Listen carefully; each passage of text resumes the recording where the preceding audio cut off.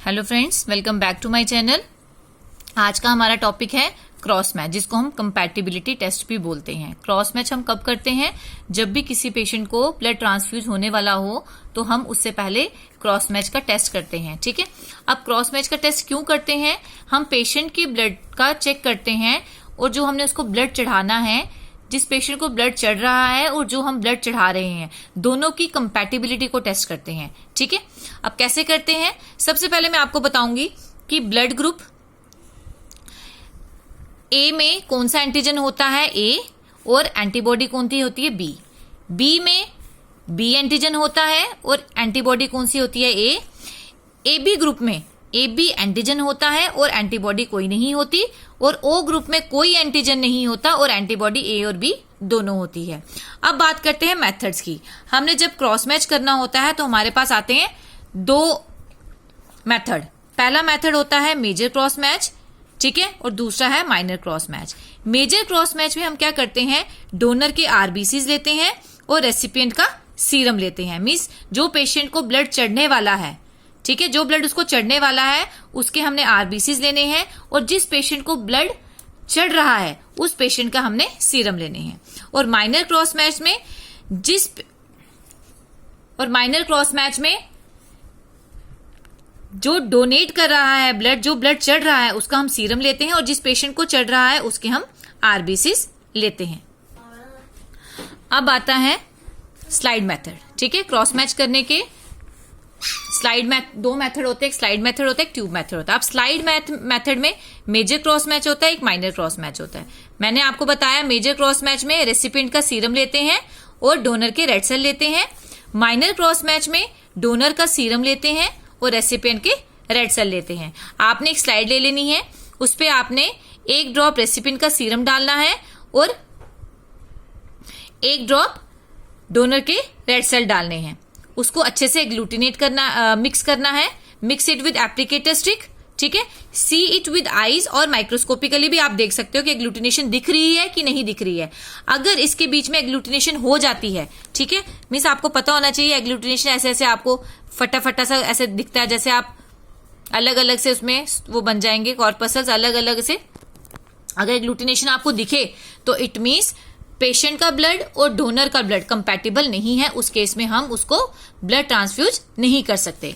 अब माइनर में क्या करते हैं, आपने स्लाइड में एक ड्रॉप ले लेना है डोनर का सीरम और एक ड्रॉप ले लेना आपने रेसिपिएंट के रेड सेल, ठीक है। इनको मिक्स करना है सेम जैसे आपने मेजर में किया था, मिक्स करना है एप्लीकेटर स्टिक के साथ। इसमें भी अगर आपको एग्लूटिनेशन दिख जाती है, ऐसे ऐसे ऐसे अलग अलग से होके दिख जाते हैं, तो ये जो ब्लड है वो कंपैटिबल नहीं है और आपने ये ब्लड पेशेंट को नहीं चढ़ाना है, ठीक है। अब ये क्रॉस मैच के लिए मैंने आपको स्लाइड मेथड बताया है। अब कूम्स टेस्ट भी किया जाता है क्रॉस मैच के लिए, ठीक है। अब कूम्स टेस्ट कैसे किया जाता है? The main purpose of Coombs test is to check patients blood for the antibodies that attack the RBCs, ठीक है। क्यों किया जाता है कूम्स टेस्ट? इसका मेन क्या फंक्शन है? पेशेंट चेक किया जाता है कि जो पेशेंट का ब्लड है उसके बीच में जो एंटीबॉडीज हैं वो कहीं आरबीसीज को अटैक तो नहीं कर रही, क्योंकि हमने दोनों पेशेंट और डोनर का दोनों का ब्लड का चेक करना होता है। हम इस कूम्स टेस्ट को एन एंटीग्लोबुलिन टेस्ट भी कहते हैं, red blood cell antibody screening भी कहते हैं। अब ऑटो एंटीबॉडीज क्या होती हैं? Antibodies are part of our immune system. हमारी इम्यून सिस्टम का जो एंटीबॉडीज होती है वो एक पार्ट है। अगर हमारी बॉडी में एंटीबॉडीज ना हो तो हम बहुत जल्द बीमार पड़ जाते हैं और हम कोई भी काम नहीं कर सकते, ठीक है। इन्फेक्शन बहुत जल्दी होता है। देन कम्स ट्यूब मेथड, ठीक है। अब ट्यूब मेथड में क्या होता है? ट्यूब मेथड में हम लेते हैं रेसिपिएंट का सीरम और डोनर के आरबीसीज, ठीक है। ये आता है मेजर में। मैंने आपको स्लाइड मेथड दिखाया, स्लाइड में ड्रॉप लेना है। अगर आप ट्यूब में लेना चाहते हैं तो ट्यूब में भी ले सकते हैं, इसको हम ट्यूब मेथड कहते हैं। वैसे ही माइनर क्रॉस मैच के लिए रेसिपिएंट का रेड सेल ले लो इसमें और डोनर के सीरम ले लो इसके अंदर। फिर क्या करना है, जब आपने सीरम और आरबीसीज को मिक्स कर दिया, add 1 drop of 22% bovine albumin. Bovine albumin होता है, इसको आपने 22% बोविन एल्ब्यूमिन लेना है 1 ड्रॉप। इसको फिर हमने इंक्यूबेट करना है 30 मिनट्स के लिए। इंक्यूबेशन के बाद सेंट्रीफ्यूज करें इसको 1500 रोटेशन पर मिनट पे। जब आप इसको सेंट्रीफ्यूज करेंगे तो एक सुपरनेटेड ऊपर आएगा और नीचे कुछ सेटल डाउन होगा। जो ऊपर वाला होगा आपने उसको फेंक देना है, और जो नीचे वाला होगा उसमें आपने 1 ड्रॉप नॉर्मल सलाइन डालनी है और उसको फिर से वॉश करना है। कितना? 3 to 4 टाइम। मीन्स उसमें नॉर्मल सलाइन डाली, उसकी वॉशिंग की, फिर से उसमें बच गया, उसमें फिर वॉशिंग की, फिर सेंट्रीफ्यूज किया, फिर ऊपर वाली हिस्सा जो होगा वो आपने फेंक देना है। फिर जो नीचे बच जाएगा उसमें फिर से नॉर्मल सलाइन डालनी है, फिर उसको वॉशिंग देनी है। ठीक है, ऐसा आपने 3 to 4 टाइम्स करना है।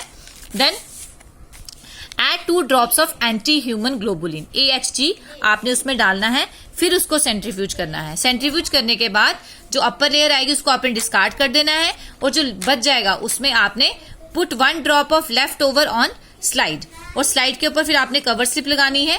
कवर स्लिप के बाद see the slide under microscope. अगर आपको एग्लूटिनेशन दिखती है सो आपने वो ब्लड पेशेंट को नहीं चढ़ाना है, अदरवाइज आप वो ब्लड पेशेंट को चढ़ा सकते हैं।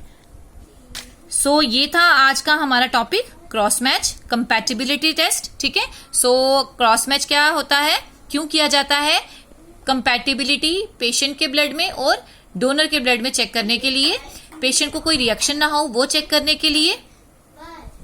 अब इसके मेथड कौन से हैं मैंने आपको बताए थे, मेजर क्रॉस मैच और minor cross match. Major cross match और माइनर क्रॉस मैच 2 मेथड होते हैं। मेजर क्रॉस मैच और माइनर क्रॉस मैच हम ट्यूब मेथड में भी करते हैं और स्लाइड में भी करते हैं। ठीक है, आपका एक और होता है क्रॉस मैच के, जिसको हम कूम टेस्ट बोलते हैं। ठीक है, तो ट्यूब मेथड में भी होता है। सो मैंने आपको बता दिया। सो अगर आपको इस क्रॉस मैच में कुछ समझ ना आया हो प्लीज कमेंट बॉक्स में लिखिए, और मेरी वीडियो अगर पसंद आई हो सो प्लीज इसको लाइक, शेयर और सब्सक्राइब जरूर करें। मैं अपनी नेक्स्ट वीडियो, जो मैंने आपको ग्रुप और RH फैक्टर और क्रॉस मैच के बारे में बताया है, मेरी नेक्स्ट वीडियो उसके MCQs पे होगी। तो प्लीज बेल आइकन जरूर दबाइए ताकि जब भी मैं अपनी नेक्स्ट वीडियो अपलोड करूं आपको नोटिफिकेशन जरूर मिले। Thank you for watching my channel.